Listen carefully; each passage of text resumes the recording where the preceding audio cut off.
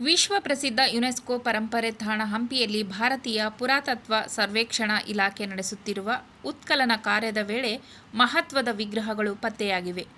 ಹಜಾರರಾಮ ದೇವಸ್ಥಾನದ ಸಮೀಪ ನಡೆಯುತ್ತಿರುವ ವೈಜ್ಞಾನಿಕ ಉತ್ಖನನದಲ್ಲಿ ಆಳ್ವಾರ್ ವಿಗ್ರಹಗಳು ಬೆಳಕಿಗೆ ಬಂದಿವೆ.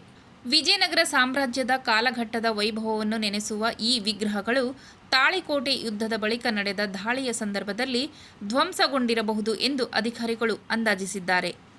ಸುಮಾರು 11 ಜನ ಆಳ್ವಾರ್ಗಳು ವೈಷ್ಣವ ಮತದ ಪ್ರಚಾರಕರಾಗಿದ್ದು, ಅವರ ಮೂರ್ತಿಗಳ ಶಿರೋಭಾಗ ಹಾನಿಗೊಳಗಾದ ಸ್ಥಿತಿಯಲ್ಲಿ ಪತ್ತೆಯಾಗಿವೆ.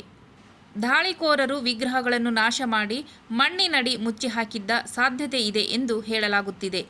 ಪ್ರಸ್ತುತ ಅತ್ಯಂತ ಸೂಕ್ಷ್ಮ ಹಾಗೂ ಜಾಗರೂಕತೆಯಿಂದ ಉತ್ಖನನ ಕಾರ್ಯ ಮುಂದುವರೆದಿದ್ದು, ಇನ್ನಷ್ಟು ವಿಗ್ರಹಗಳು ಪತ್ತೆಯಾಗುವ ಸಾಧ್ಯತೆ ಇದೆ ಎಂದು ಪುರಾತತ್ವ ಇಲಾಖೆ ಅಧಿಕಾರಿಗಳು ಮಾಹಿತಿ ನೀಡಿದ್ದಾರೆ.